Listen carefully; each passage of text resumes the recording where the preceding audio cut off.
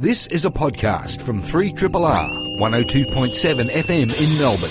Truly independent community radio. But I feel kind of excited about this new bit of software I've been using, so I wanted to kind of expand it out and tell listeners about it, as well as tell you about a great opportunity to get it for free. For the month of September, you can get this product that I'm about to talk about for free. What it is a wireframe development software tool. And what I hadn't, it's sort of been a while since I've been doing as much sort of web design and strategy as I have been over the last few months.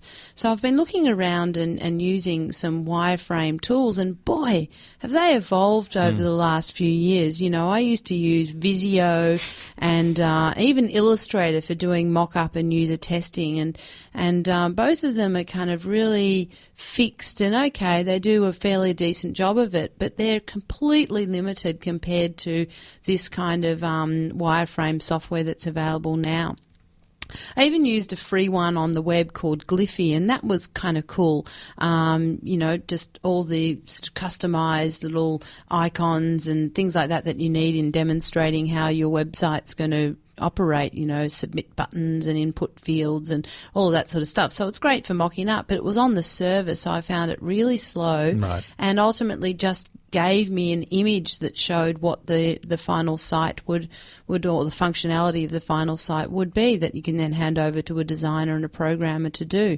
But now I've found this uber cool software called Justinmind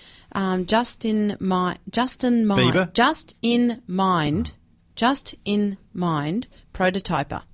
It's kind of a tricky one to say, but anyway.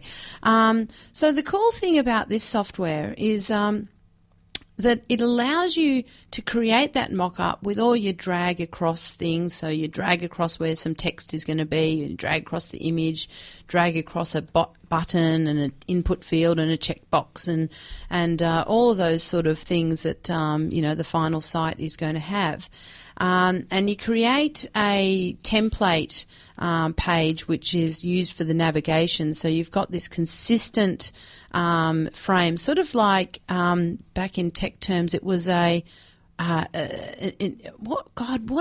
was it? It was like an embed thing, so that you had that bit of, so the footers were always the same. So you'd use this embed like a template, code. Sort of. Yeah, kind of, and so within the final site, you'd only need to change that single thing, the footer, to change every page, as long as you've said, I'm going to insert the footer here. The modular style. Yeah, exactly. So this same thing. So you create one template, which is navigation, and then base most of your pages on there. That allows you to continue to refine the template or the navigation. And keep a theme, I would imagine, a bit like the themes in even something like exactly. PowerPoint or something. Yeah, that's right. If you want to do a little bit of the look and feel, you can put it there on the navigation one.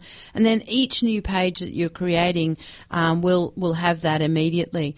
So you're going to have loads of pages, of course. And then there's the super cool thing. Well, actually, before we get to that one, on each of the pages, each of the buttons, you can put an event, and that event means on-click link to that page. So you actually add your own interactivity there, you know. So you really are simulating what the final website is going to be like. And then to see how that's working, you click on the Simulate button, and that creates this sort of demo version. So you can be clicking around and just seeing how the final site's going to work, or your final interactive wireframe prototype site, if you like. Then once you're pretty happy with that and you kind of want to share it with others to really explore it, you can either generate images, so that'll be images that you can embed into a Word document or a PowerPoint presentation or something like that that's going to show it, or you can actually generate HTML, which then makes a folder full of files. Click on the index.html and you've got a fully functioning demo website. Okay.